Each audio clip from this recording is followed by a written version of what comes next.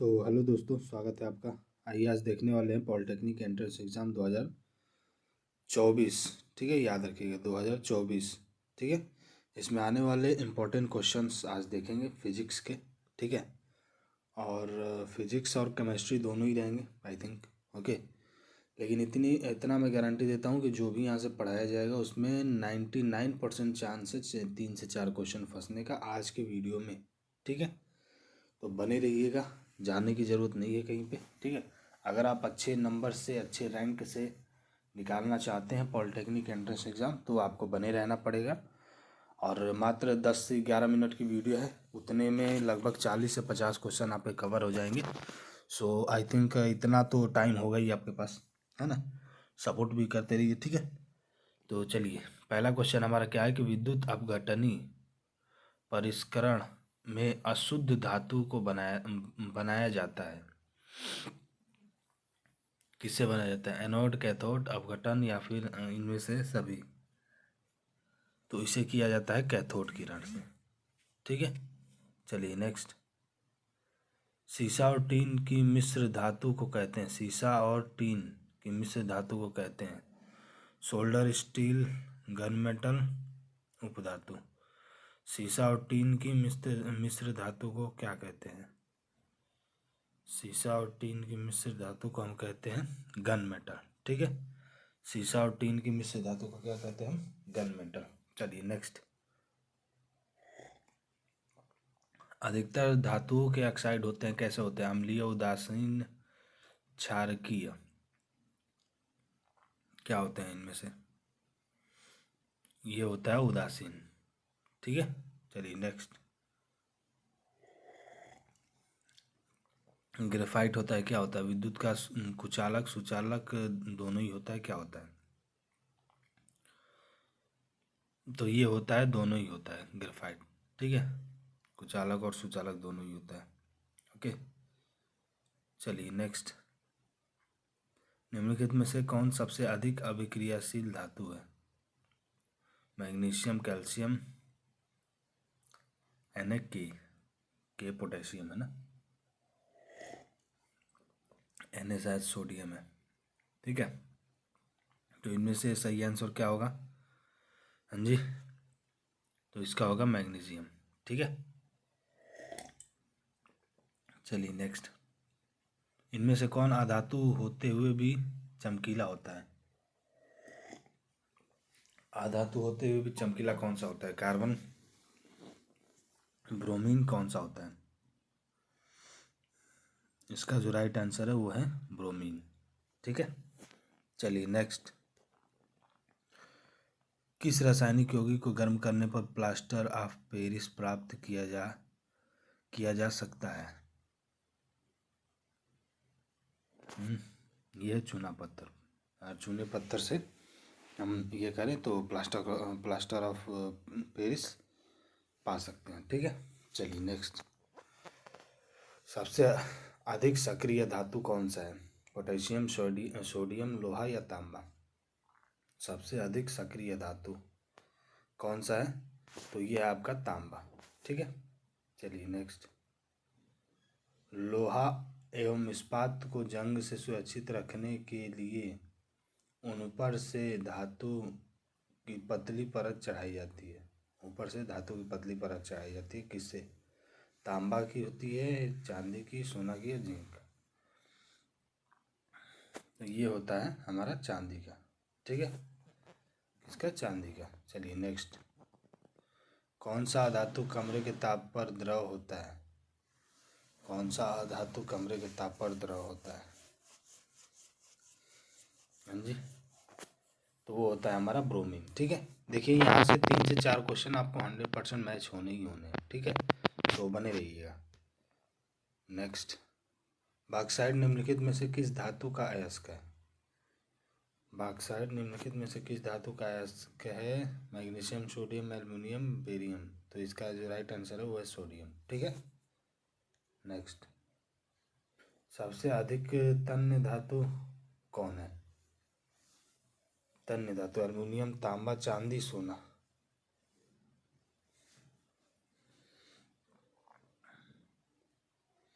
ये आपका सोना। ठीक है, नेक्स्ट। निम्नलिखित में कौन अधातु है?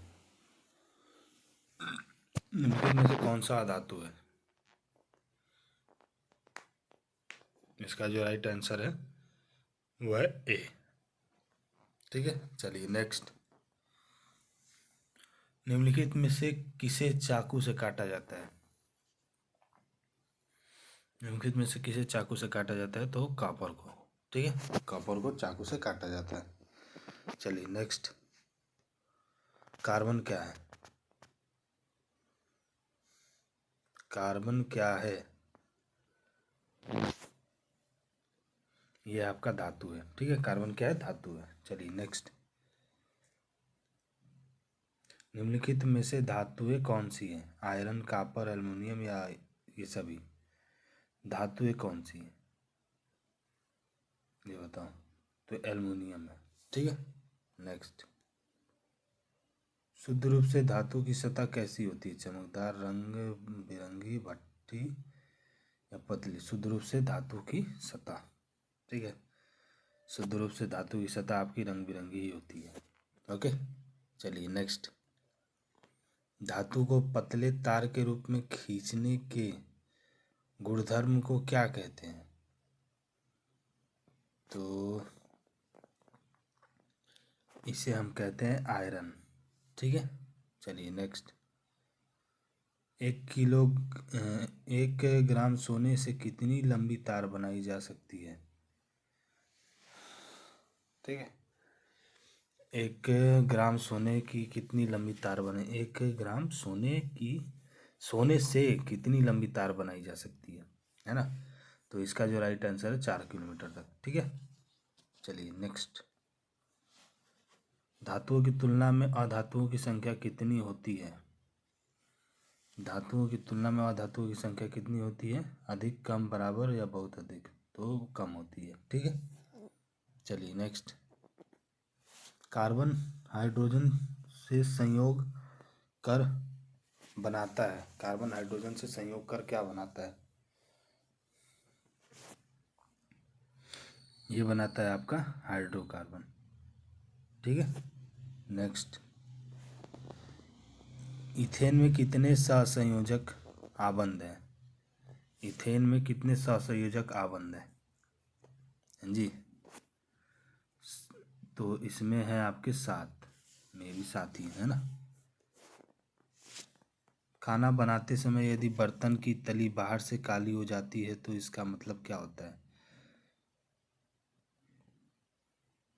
इसका मतलब क्या होता है? ईंधन पूरी तरह से नहीं जल रहा है। ठीक है, चलिए नेक्स्ट। CnH2n+2 किसका सामान्य सूत्र है? CnH2n+2 किसका समान सूत्र है? यह आपका एल्केन का। ठीक है, एल्केन एल्किन एल्काइन यही होता है ना। तो CnH2n+2 एल्केन का सूत्र है। ठीक है, सरलतम हाइड्रोकार्बन क्या है? सरलतम हाइड्रोकार्बन है मीथेन। ठीक है, सरलतम हाइड्रोकार्बन क्या है? मीथेन। क्लोरोफॉर्म का IUPAC नाम क्या है? क्लोरोफॉर्म का IUPAC नाम क्या है? हाँ जी, बताइए। क्लोरोमेथिन, टेट्राक्लोरोमेथिन, टेट्राक्लोरोएथेन या फिर? तो इसका जो राइट आंसर है वो है बी। ठीक है, नेक्स्ट। वायुमंडल में CO2 गैस की उपस्थिति कितनी है? वायुमंडल में CO2 गैस की उपस्थिति कितनी है? तो ये है आपकी 0.03%। ठीक है, चलिए नेक्स्ट। सल्फ्यूरिक अम्ल का अणुसूत्र क्या होता है? सल्फ्यूरिक अम्ल का अणुसूत्र क्या होता है? तो ये होता है H2SO4। ठीक है, नेक्स्ट। कार्बोक्लोसिलिक एसिड समूह कौन सा है? हाँ जी, यह आपका COOH। ठीक है, चलिए नेक्स्ट। इथोलिन में कार्बन कार्बन के बीच दो आबंध मौजूद हैं, कौन कौन से?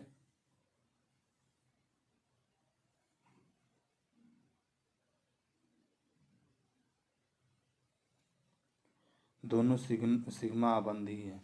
ठीक है, याद रखना, दोनों सिग्मा आबंधी है। नेक्स्ट, नीला थोथा का रासायनिक सूत्र क्या है? ये पूछा जाएगा भाई, ये 110% पूछा जाएगा। ठीक है, ध्यान में रख लेना इसको। तो इसका जो राइट आंसर है वो है CuSO4 5H2, सेकेंड वाला। ठीक है, चलिए नेक्स्ट। नाइट्रोजन अणु में कितने सहसंयोजक बंध होते हैं? नाइट्रोजन अणु में कितने सहसंयोजक बंध होते हैं?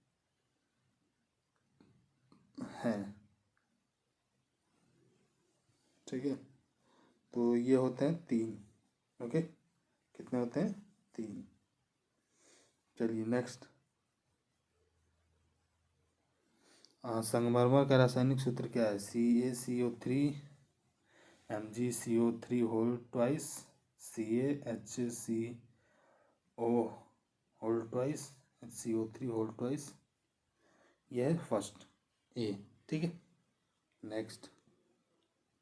चीनी का रासायनिक सूत्र, चीनी चीनी चीनी चीनी है, चीनी लिया ये। इसका जो रासायनिक सूत्र है वो है C12H22O11। ठीक है, चलिए नेक्स्ट। सोडियम कार्बोनेट का अणुसूत्र क्या होता है? सोडियम कार्बोनेट का अणुसूत्र क्या होता है?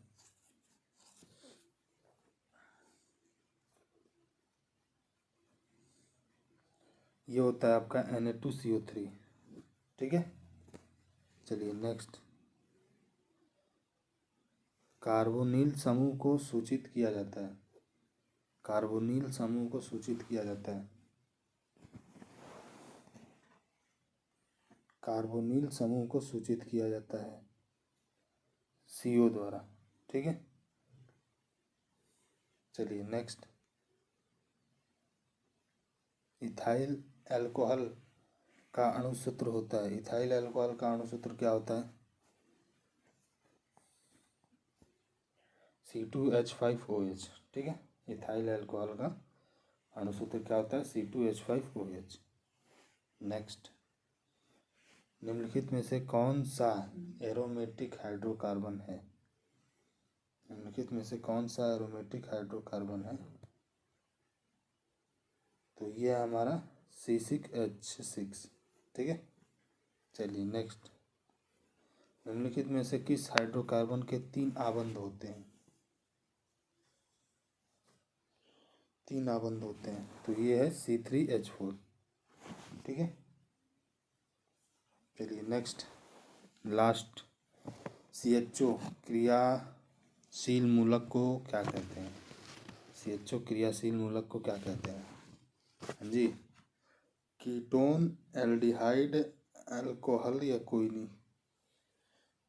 सो इसे कहते हैं हम एल्डिहाइड। ठीक है, सो ये थे हमारे टोटल 50 क्वेश्चन। ठीक है, जो कि एक एक करके हमने देखे, सारे याद करने वाले थे। ठीक है, इसमें से 2 से 3 क्वेश्चन आपके फंसेंगे 110%,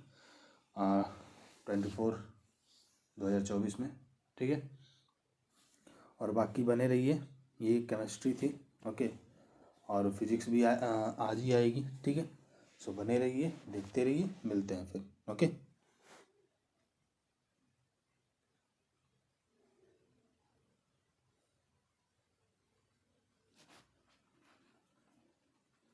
थैंक्स फॉर वॉचिंग।